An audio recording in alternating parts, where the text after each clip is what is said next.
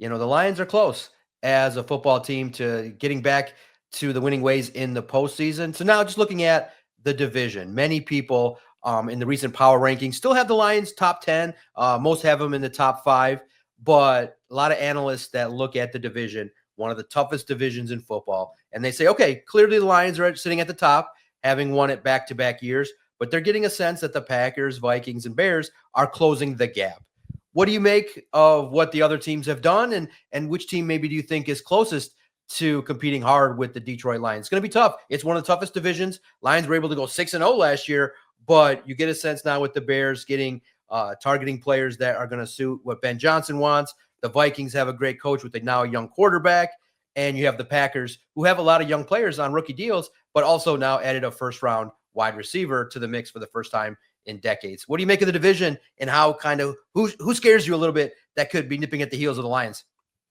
Well, I'll be honest. I think Green Bay is the closest to the Lions. I know Minnesota was a year ago. They won 14 games, and heck, it came down to week 18 for them and the Lions to win the division. I think they're going to take a little bit of a step back this year, and it's not because I don't like J.J. McCarthy. I think he'll be good, actually, but I think Sam Darnold, with so much protection and how he steadied the ship last year as a veteran, was phenomenal for them. Then at the end of the year, it kind of was like, all right, let's just send the house at him. And the last 2 games that Darnold played, of course, the Lions game and then the first round playoff game against the Rams, were a complete disaster. I think they'll take a little bit of a step back, but that's still a good football team.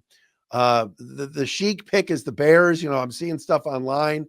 Oh, the Bears for the division. And I can't take a Ryan Poles, Kevin Warren led team seriously enough to win the division yet. And look, Ben Johnson, or some of my viewers and listeners call him Benedict Johnson, who's been running his mouth ever since he left. A little shot here at Jared Goff, a little shot here at Matt LaFleur. I see a different Ben Johnson on the microphone. He's playing to that Chicago crowd. He's loving it. And some of that stuff sometimes comes back to bite you. He's going to be sitting in a chair he's never sat in before. And while he's an unbelievable offensive mind, I think that offense led by Caleb Williams will, of course, improve. And their upgrades on the O-line are good. Some of those guys, I think in Chicago, they think signing Jonah Jackson is like signing, a 10-time Pro Bowler. You and I know Jonah was fine here, but the Lions let him walk. But I think they'll be better, of course, but I just kind of laughed at weapon, Colston Loveland. I think him being drafted ahead of Tyler Warren, I wouldn't have done it. I think Warren's a better player, but Colston's damn good. It's not like he's not a good player, but I still think the Bears don't know how to win. And so some of those tight games that, they always find a way to lose, including the games against Detroit this year.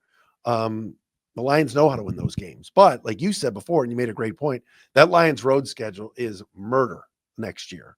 They're not winning 15 games. I mean, I still think they'll win the division, but I would say Green Bay, I think, is closest. And this LaFleur-Johnson little rivalry, let those two play in the sandbox and throw sand and stones at each other. Let the Lions just kind of lay in the weeds and do their thing and stay quiet. And I think that'll help the Lions actually a little bit.